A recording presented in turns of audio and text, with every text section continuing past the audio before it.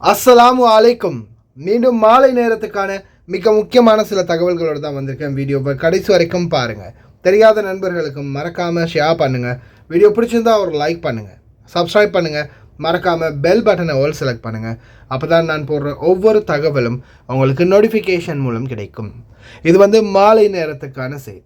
காலையில் போட்ட வீடியோ என்ன நீங்கள் பார்க்கலன்னா நிச்சயமாக பாருங்கள். குவைத்தில் தங்க நகைகள் வாங்கி வச்சிருக்கிறவங்க அதை கட்டாயம் பாருங்கள் இன்னைக்கு காலையில் போட்ட செய்தியை. அடுத்ததா, இனிமேல் வாகனங்களை ஒருவருக்கொருவர் மாற்றிக்கொள்ள எங்கும் போக தேவையில்லை, அப்ளிகேஷனே. காலை 9 மணியிலிருந்து இனிமேல் ஜனாசா நல்லடக்கங்கள் ஆரம்பமாகும். அப்தலி பகுதியில் பின்புறத்தால் குத்தி ஆசிய நாட்டவர் ஒருவரை கொலை செய்த சம்பவம் பதிவாகியுள்ளது. இனி வரும் நாட்களில் அனைத்து பகுதிகளிலும் அதிரடியான சோதனை. பாடசாலை ஆரம்பம் என்பதால் பாடசாலை பள்ளி மாணவர்களுக்கும் மாணவிகளுக்கும் 100 தினார் முதல் 200 தினார் வரைக்குமான கொடுப்பனவுக்கு கோரிக்கை. வீடு, காணி மற்றும் ஹோட்டல், அபார்ட்மெண்ட் வியாபாரத்தில் ஆசை காட்டி மோசடி செய்த சூரிக்கு 10 ஆண்டுகள் சிறை தண்டனை. ஸ்பெஷல் நீட் பீப்புள், யார் யார் வீல் சேர் யூஸ் பண்ணுற வீட்டில் இருக்கிறீங்க அவங்களுக்கு ஒரு வீடியோ இருக்குது. மனித வளத்துக்கான பொது ஆணையகம் தடை நீக்கப்பட்டிருந்தாலும் வற்புறுத்தி வேலை வாங்கினால் அதே சட்டம் இன்னமும் அமலிலே. கட்டடங்களில் வேலை பார்க்கக்கூடிய ஹாரிஸ்களே, உங்களுடைய முக்கிய கவனத்திற்கு தொடர்ந்து சோதனைகள் முன்னெடுக்கப்பட்டு வருகின்றது குவைத்துடைய முனிசிபாலிட்டியால். இலங்கை அரசியலில் புதியதொரு மாற்றம். நாட்டையே விற்க எஸ்ஜேபியின் தலைவர் முடிவு. பார்க்கலாம் அனைத்து தகவல்களையும். இயற்கை அனர்த்தங்களின் உச்சகட்டத்தில் நிற்கின்றது சவுதி அரேபியா. அல்லாஹ்வுடைய கோப பார்வைக்கு அளவே இல்லாத அளவு போய்விட்டதா? ஒரு பக்கம் வெள்ளம், இன்னொரு பக்கம் இன்றைய தினம் தூசியுடன் கூடிய புழுதிக்காற்று வீசுகிறது ஜசானில். حي التلعة عقب الأمطار الغزيرة. شوف السيارات اليوم محذفها، لا إله إلا الله. اليوم السبت 27/2/446. الأمطار كانت البارح، وصراحة تعتبر السحابة اللي ضربت المدينة البارح من أقوى السحب التاريخية اللي هطلت على المدينة المنورة. شايل السيارات على بعضها، صلى الله السلام. شوف شايل السيارات على بعض. عسى الله يعوضهم خير إن شاء الله، عسى الله يعوضهم خير. شوف يا رب رحمة. شوف حذف الحصى هنا، لا إله إلا الله. شوف عسى الله يرحمنا برحمته. سحب السيارات في الباب.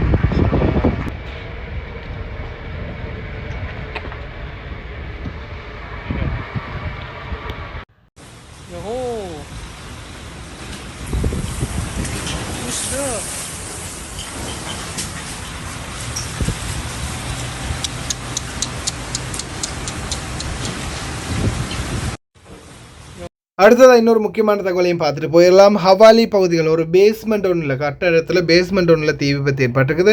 தீயணைப்பு படை விரைந்து வந்து தீயை கட்டுப்பாட்டுக்குள்ளே கொண்டு வந்திருக்கிறாங்க. யாருக்கும் எந்த ஒரு தீக்காயமும் ஏற்படாமல்.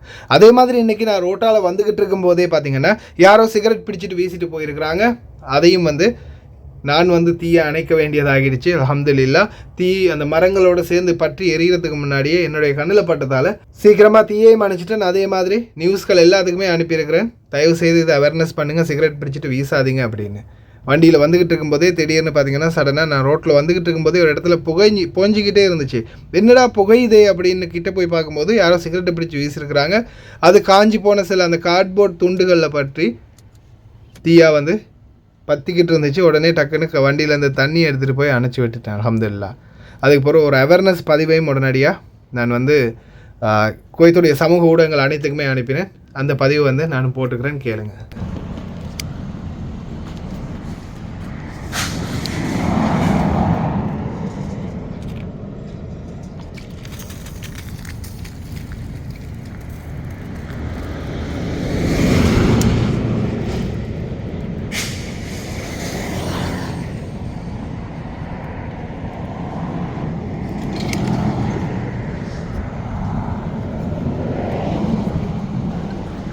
ناس شوف هاريك ليش؟ عشان يقطون السيجارة. لا يقط السيجارة على الطريق يا ناس، لا تقط السيجارة على الطريق، ما يصير. شوف هذا حريق، بعد شوي راح يطلع كله الزرع. أنا قلت له ما كان وقف عشان قلتون السيجارة. الله يخليكم لا تسوي كذي، فكر شوية.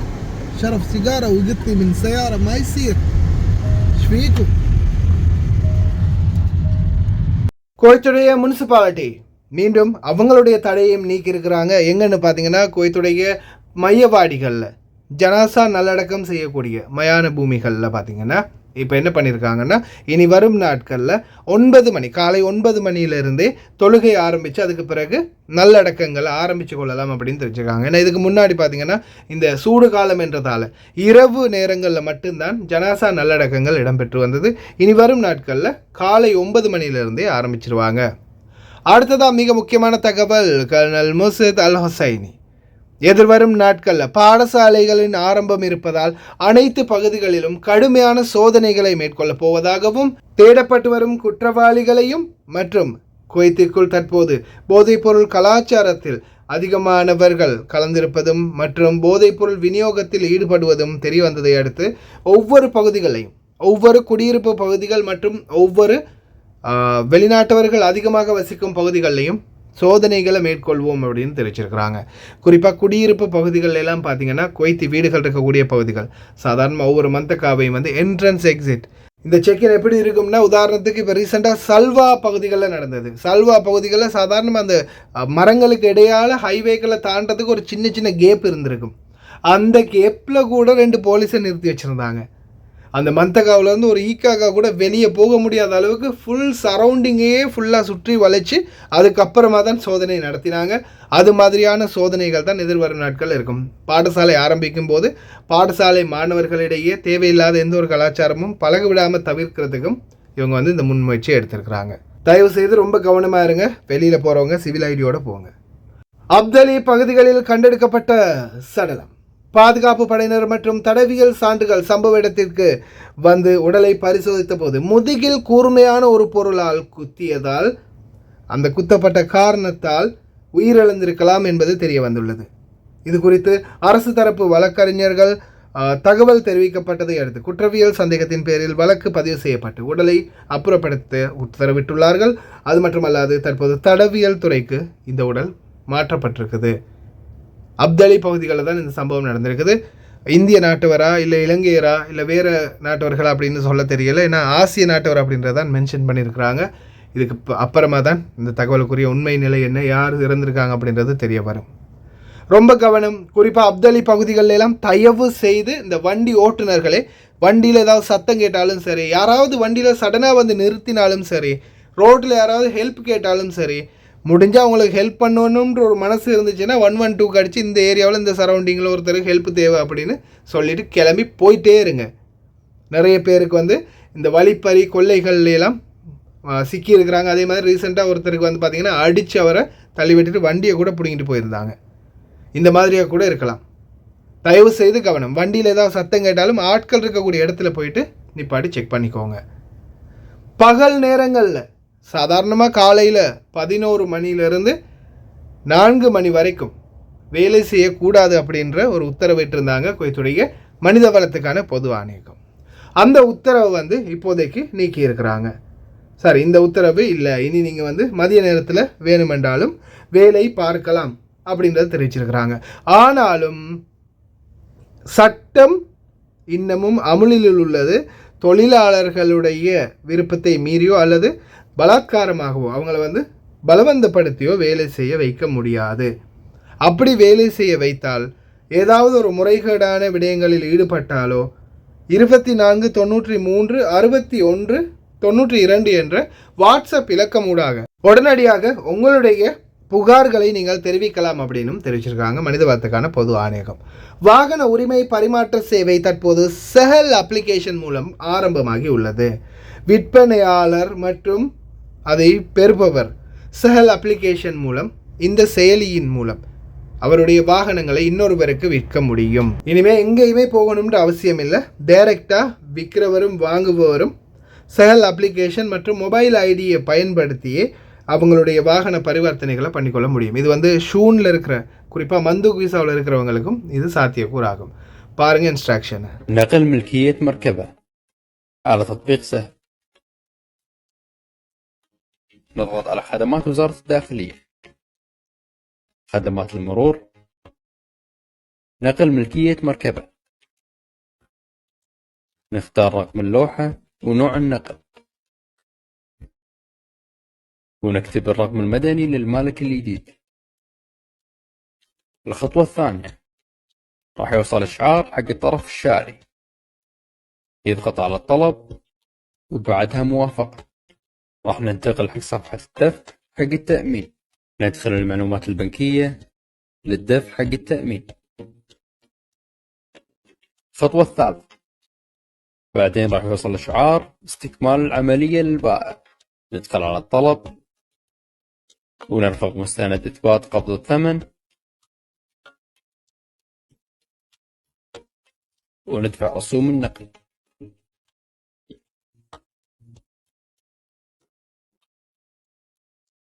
وصول إشعار للشاري بنجاح نقل الملكية وتفاصيل تأمين المركبة الجديد.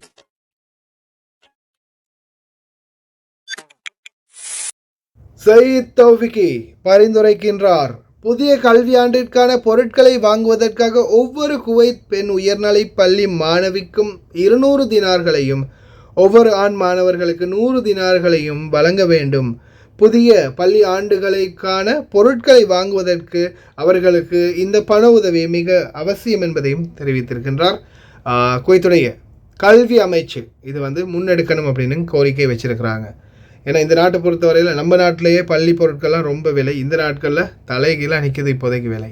இருந்தாலும் விலைகள் அதிகமாக வச்சு வித்துறாதீங்க, நிச்சயமாக பிடிச்சி உள்ளதுக்கு போட்டுருவாங்க, ரொம்ப கவனம்.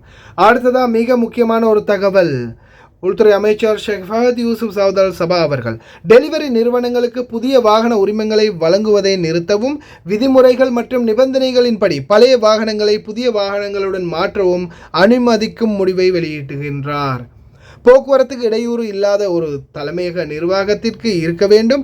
மேலும் நிறுவனம் 5 போக்குவரத்து வாகனங்களை வைத்திருக்க வேண்டும் மற்றும் 30 வாகனங்களுக்கு மிகாமல் இருக்க வேண்டும். மேலும் வாகன உரிமத்தின் தொடக்கத்தில் 3 ஆண்டுகளுக்கு மேல் இருக்கக்கூடாது. நிறுவனங்கள் தங்கள் கோப்பில் 15 பைக்குகளை சேர்க்கலாம்.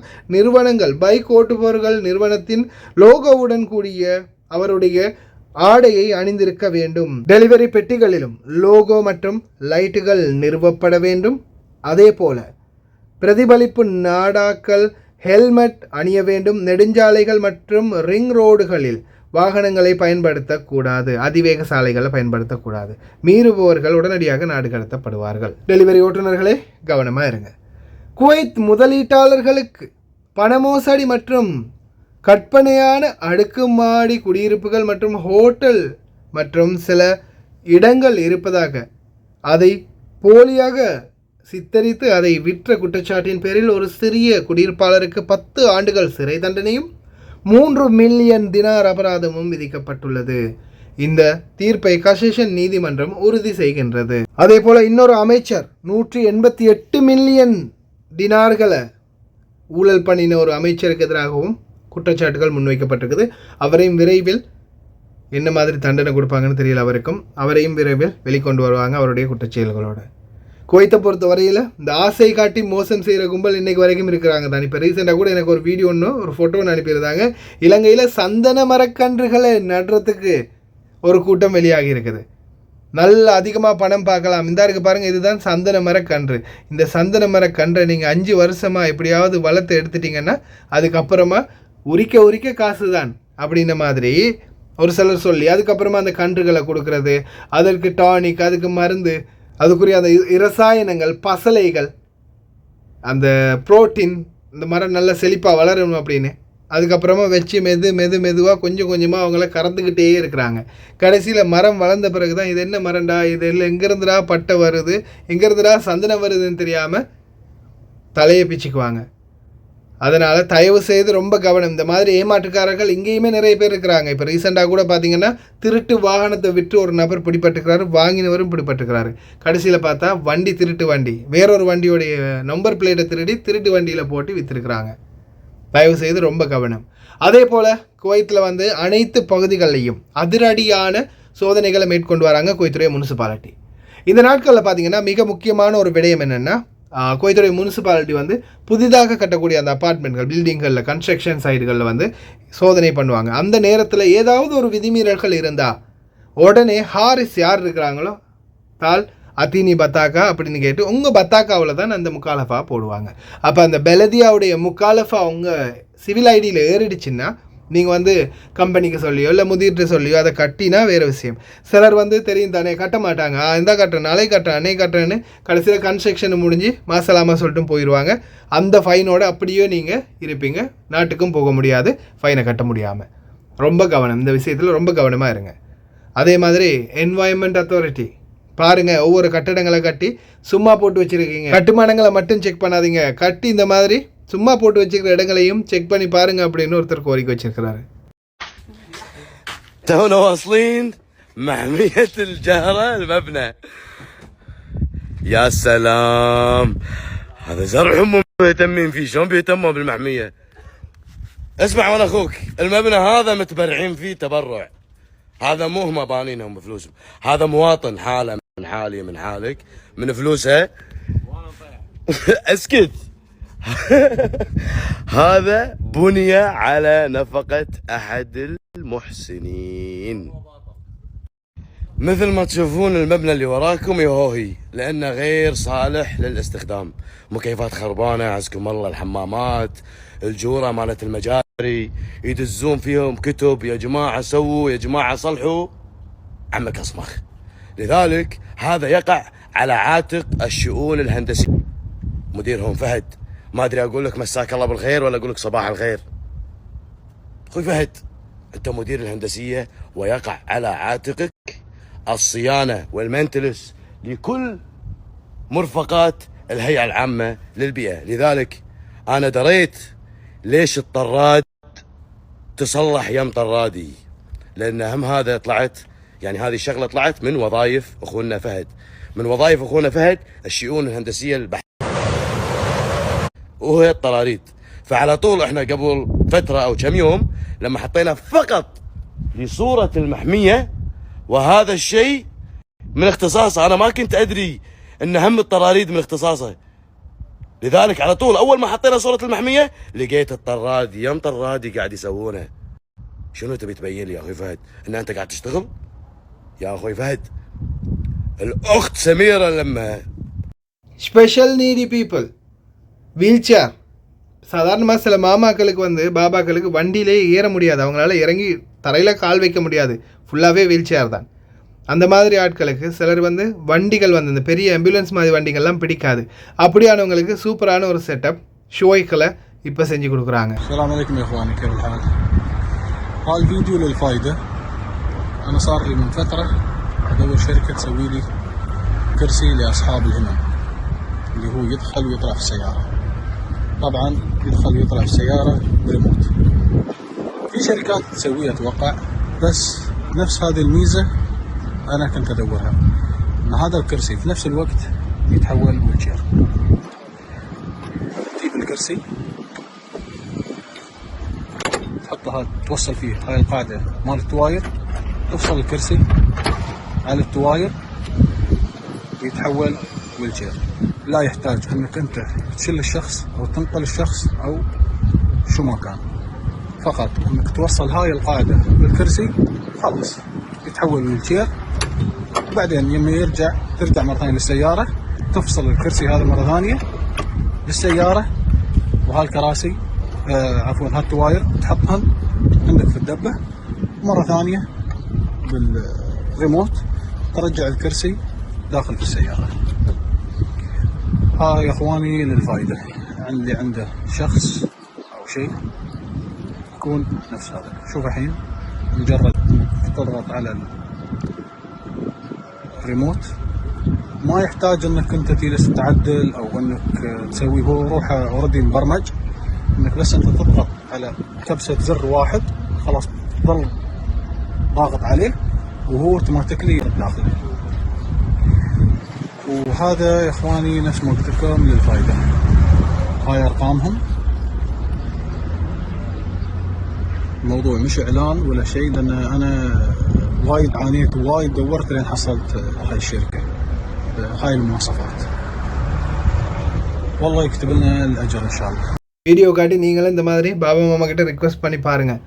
ஏன்னா சில வண்டிகளில் பார்த்தீங்கன்னா அவங்கள தள்ளுறதுக்கு அவங்கள வண்டியில் ஏற்றுறதுக்கு இன்னும் 2 பேர் வேணும், கொஞ்சம் குண்டானவங்களாம் இருந்தாங்கன்னா. இன்க்ளூடிங் எங்கள் மாமா வந்து ரொம்ப உடம்பாக இருக்கிறதால ரொம்ப கஷ்டப்படுவாங்க ஏறி இறங்குறதுக்கெல்லாம். அவங்களுக்கும் நானும் சஜஷன் பண்ணியிருக்கேன், பார்க்கலாம் கிடைச்சா ரொம்ப நல்லம். அவங்களுக்கும் கஷ்டம் இல்லை, நம்மளுக்கும் கஷ்டம் இல்லை.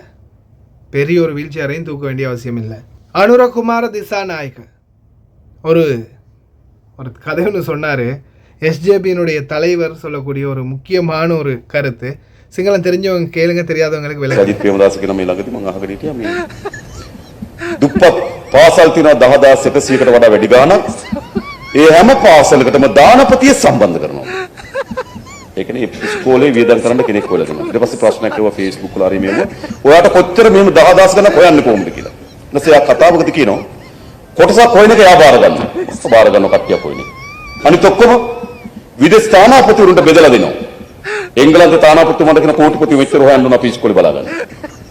ඒ ටාගට් එක සම්පූර්ණ කරගෙන නැත්නම් තානාපති ආපහු ලංකාවට ගෙනවා. දැන් තානාපතිගේ මුළු ජොබ් එක මොකද්ද? ඉස්කෝලේ නඩත්තු කරන කෝටිපති වෙන එක. කාර්යයක්ද මේ? ඇත්තට කරයි ආවොත් හරිද පිස්සුවක් විතරයි කියලා. මම මේ කියන්නේ ඊට පස්සේ බැලඳක තව දැනක් කිව්වා ප්‍රාදේශ සභා නගර සභා ඡන්ද කාලේ කියනවා මේ හැම නගර සභාවක්ම ප්‍රාදේශ සභාවක්ම ලෝකයේ තියෙන දියුණු නගර සභාවත් එක්ක බද්ධ කරනවලු. කඩුල්ල නගර සභාව බලා ගන්න දෙනවා නිව්යෝක් නගර සභාවල. හරිද? එයා කිව්වා හරිද? මේ ආර්ථික ගමනද මම අහන්නේ ඔයගොල්ලන්ගේ. මේ විකාරයක් හොඳේ. හරිද? එම නෙවෙයි මේ රටේ අර්බුදය දැකලා තියෙන තැන් දැකලා අපේ විභවතාවය දැකලා එතෙන්ට සලස්මක් හදන්න ඕනකම තියෙනවා. ඒකයි තියෙන්නේ. හරි ඔහොම රටක් හදන්න පුළුවන් නම් අන්තිමේට කියයි ඉස්කෝලේ බාර දුන්න කෝටිපතියෙකුට නගර සභාව බාර දුන්නා ලෝකයේ නිව්යෝක් නගර සභාවට රටම බාර දුන්නා නම් ඊට වඩා හොඳයි ඉන්නේ. සිගලවසක් කරනකොට ඉතින් ලංකාව තව රටකට බාර දීමු. නෑ ඒකේ උපරිමක ඒකනේ. අන්න මේ විහිළු හොඳේ මේ අර්බුදය අපිට විහිළු කරන්න නේද? මේ අර්බුදේ මේ වගේ අර නිකන් විකාර රූපී අදහස් වලින් ගොඩ එන්න පුළුවන් තැනක නෙමෙයි මේක තියෙන්නේ. අපි කඩාවැටි මේ පතුලේ ඉන්නේ ලෝකෙන් කොන්වුණු රටක්, අපකීර්තියටපත් වුණු රටක්, ලෝකෙ පිළිගන්නු රටක්, ලෝකෙ විලඳපොලෙන් පංගුවක් අත්තරපු රටක්, වෘත්තීය විදිහින් දාලා යනවා දොස්තරවරු. எஸ்ஜேபி சமகி ஜனபல வேகி இவர்கள் வந்து அந்த சஜித் பிரேமதாசா வந்து அவர் ஒரு மீட்டிங்கில் என்ன சொல்கிறாருன்னா, இந்த நாட்டில் நிறைய 10,000க்கும் அதிகமான ஏழைப்பட்ட ரொம்பவும் வறுமை நிலையில் உள்ள வறுமை கோட்டில் உள்ள பாடசாலைகள் இருக்குது. இந்த பாடசாலைகளுக்கெல்லாம் ஒரு ஸ்பான்சர், ஒரு நிதி உதவியாளரை வந்து நாங்கள் வந்து பிடிக்கணும். அதற்குரிய வேலையை வந்து நாங்கள் இந்த நாட்டுக்குள்ளே யார் யார் இருக்கிறாங்களோ பணக்காரங்க அவங்கள வச்சு ஒவ்வொரு பாடசாலையும் ஒவ்வொருத்தர் வந்து பொறுப்பெடுங்க, தத்தெடுங்க அப்படின்ற மாதிரி சொல்லுவோம் அப்படின்னு சொன்னாராம். அதே போல் இப்போ இதில் வீடியோக்களையும் பார்த்துக்கோங்க, ஏன்னா இது மாலத்தீவ்ஸில் நடக்கிற சம்பவத்தை பற்றி அவர் விளக்கியிருக்கிறாரு இன்னொரு வீடியோவில். அதை நான் சிங்களத்தில் சொல்லாமல் தமிழில் அதை உங்களுக்கு எக்ஸ்பிளைன் பண்ணுறேன், இங்கிலீஷ்லேயும் சப்டைட்டில் போகுது பார்த்துக்கோங்க.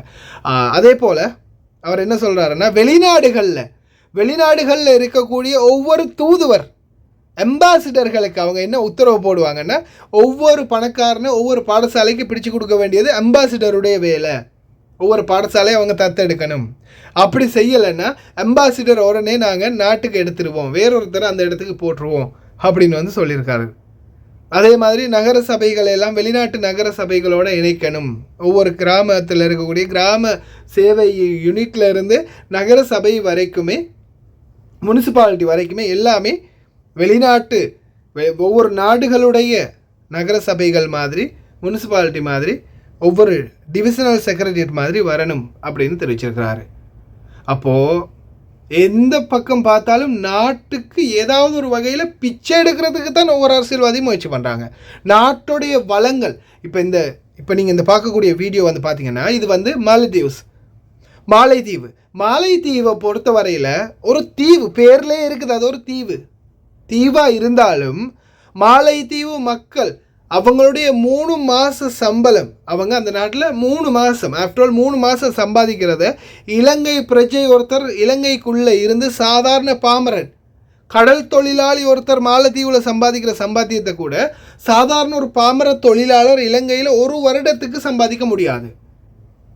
ஒரு வருடத்துக்கு மாலத்தீவு சம்பாத்தியம், ஒரு 3 மாத சம்பாத்தியம் அந்த நாட்டில் சம்பாதிக்கிற அந்த குடிமகனுடைய சம்பாத்தியத்தை நம்ம நாட்டில் இலங்கையில் இருக்கிறவங்க ஒரு வருடம் முக்கி உழைச்சாலும் சம்பாதிக்க முடியாது. கடைசியில் ஏதாவது ஒரு நாட்டில் இல்லை யாராவது ஒருத்தட்ட பிச்சை எடுத்து தான் நாட்டை கட்டியெழுப்புன்ற நிலையில தான் இன்னமும் அந்த மைண்ட் ப்ளோவிங்கில் தான் ஐஎம்எஃப் கிட்ட கடன் வாங்க ரணில் முயற்சி பண்ணுறாரு. இருக்கிற பணக்காரன்ட்டு எல்லாம் பணம் வாங்கி நாட்டை கட்டியெழுப்ப சஜித் முயற்சி செய்கிறாரு. நாமல் வந்தால் அங்கே இருக்கிறதெல்லாம் இன்னமும் இருக்கிறதையும் சூறையாடிட்டு போவாங்க. அதுதான் நடக்கும். ஆட்சிக்கு நல்ல ஒரு ஆட்சி, ஆனால் என்னை பொறுத்தவரையில் நம்ம மக்கள் கொடுக்க மாட்டாங்கன்ற ஒரு கவலை தான். ஏன்னா ஜேவிபியை கொண்டு வர மாட்டாங்க. ஏன்னா அந்த பழைய காலத்து கதையே கதைச்சிக்கிட்டு இருப்பாங்க. கொன்னாங்க, சுட்டாங்க, வெட்டினாங்கன்னு ஏதோ கண்ணால் பார்த்த மாதிரி. ஆனால் அதுலேயும் அரசியல் சூழ்ச்சி இருந்திருக்கலாம் அப்படின்றத சிந்திக்கிறாங்க இல்லை. ஆனால் இந்த முறை ஜேவிபி வந்தால் நிறைய திருடர்கள் பிடிபடுவாங்க. நாட்டுக்கு நல்லது நடக்கும். கொடுப்பாங்களா பார்க்கலாம். கடைசி வரைக்கும் பார்த்து எல்லாருக்குமே ரொம்ப நன்றி. தெரியாத நண்பர்களுக்கும் மறக்காமல் ஷேர் பண்ணுங்கள். வீடியோ பிடிச்சிருந்தா ஒரு லைக் பண்ணுங்கள், சப்ஸ்கிரைப் பண்ணுங்கள். ஒரு வீடியோ சந்திக்கலாம்.